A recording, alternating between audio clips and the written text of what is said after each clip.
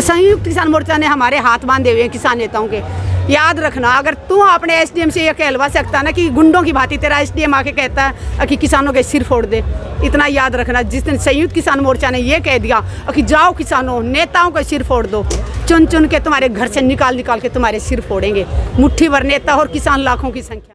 पहले इतिहास उठा के देख लें, प्रधानमंत्रियों की सुरक्षा में कौन था, फिर क्या हुआ था। मुख्यमंत्री तो ये याद रख लें, प्रधानमंत्री भी और ये खट्टर भी, दुष्यंत भी, ये ना सोचें कि जो बचा रहे हैं ना, अगर जिस दिन बचाने वालों का दिमाग घूम गया ना, तो जब बंदूक हमारी तरफ है ना, जिस दिन उनकी तरफ मुड़ गई तो खत्म। नमस्कार, इस समय मौजूद हैं करनाल के जो सेक्रेटेरिएट के अंदर, और लगातार 5 दिन चला धरना आज किसानों का समाप्त हो गया है। सरकार के साथ में बातचीत हुई और उसके बाद में क्या कुछ फैसला हुआ है उसको जानने के लिए हम किसानों से बातचीत करेंगे। सुदेश जी हमारे साथ में और लगातार और दूसरे किसान भी हैं।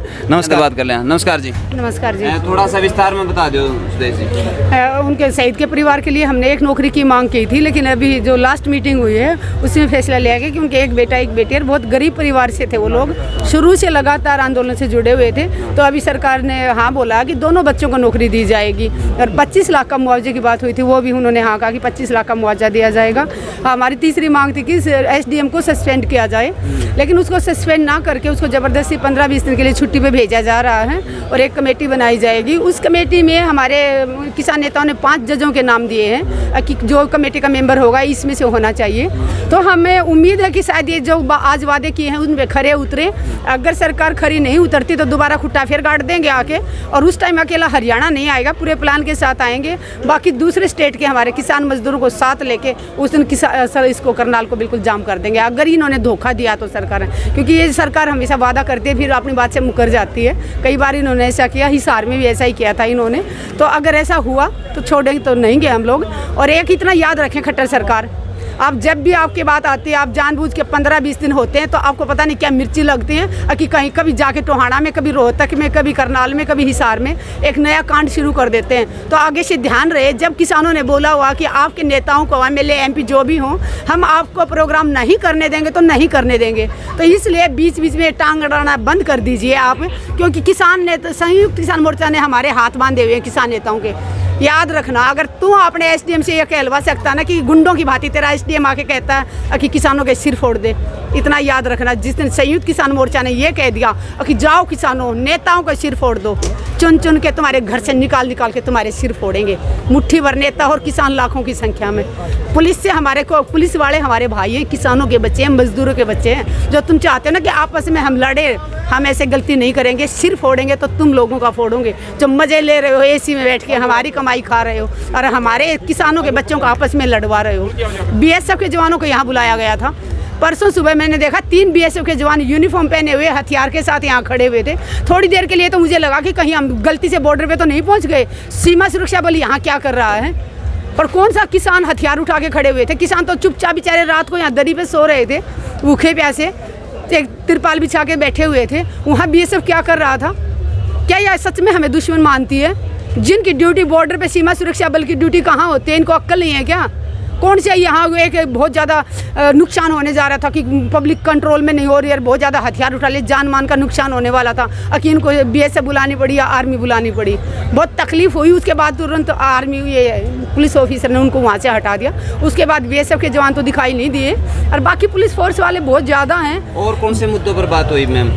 मुद्दे तो बस यही थे हमारे। यहाँ का तो जो करनाल की एक हमारी जो थी मांग यही थी कि शहीद परिवार को न्याय दिया जाए, और जो मांगे थी, दिल्ली का मेन मुद्दा हमारा दिल्ली वाला है। बार बार लाठीचार्ज हो रहा है, उसके ऊपर बात हुई है कि बार बार लाठीचार्ज हो, क्योंकि 4 बार लाठीचार्ज हुआ था करनाल के अंदर भी। लाठीचार्ज ये डराना चाह रहे थे, ये सोच रहे थे कि किसानों के मन में, दिल में डर पैदा कर दें। लेकिन मैं सरकार को बताना चाहती हूँ, जिन भाइयों के सिर फोड़े गए थे ना, सारे के सारे भाई पट्टी बांधे हुए, टाँके आए उनके 35-35 टाँके आए, किसी को 13 टाँके आए। अभी बारिश हो रही तब भी वो सारे के सारे भाई यहाँ खड़े हुए हैं। तो सरकार भूल जाएगी, किसान को आप डरा नहीं सकते। किसान ना तेरे डंडों से डरता, ना आंसू गैस के गोलों से, और गोलियां चलानी पड़ी ना उस दिन भी सीना तान के आगे खड़े मिलेंगे।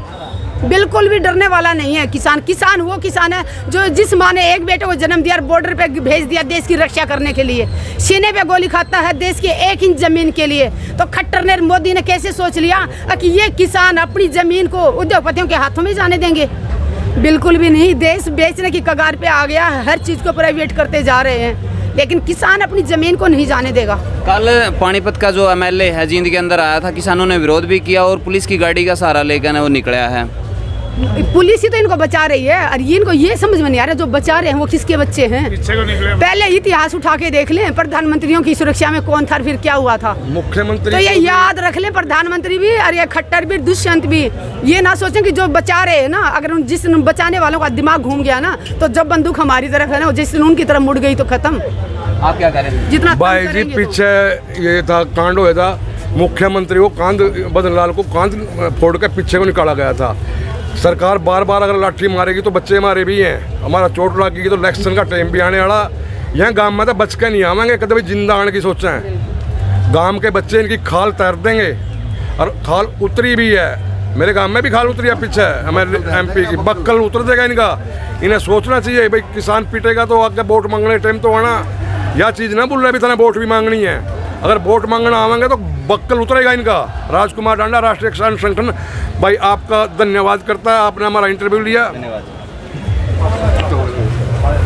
हाँ बोलोगे तब। हाँ, क्या कहना चाहोगे बोलो। हम यही कह रहे हैं सरकार से कि भी किसानों के ऊपर ज़बरदस्त लाठी चलानी बंद कर दे, क्योंकि ये तो अन्नदाता है। अरे अपने अन्न पैदा करके देश का पेट भरता है, तो इनके ऊपर इतना जुल्म ना करे और जल्दी से जल्दी 3 कृषि कानून है जो काले कानून है इनको रद्द करे और किसानों को लाभकारी मूल्य दे और जो हमारी स्वामीनाथन की रिपोर्ट है जल्दी से जल्दी उसको लागू करे और MSP पे कानून बनाओ, सारे देश के किसानों को लाभ मिले। हाँ हमारी धन्यवाद जी। तो भाई आज 5वें दिन इसका धरना का समापन हो गया है और जो फोर्स बुलाई गई थी वो भी बड़ी परेशान थी यहाँ पे, क्योंकि आमने सामने खड़ा रखा था।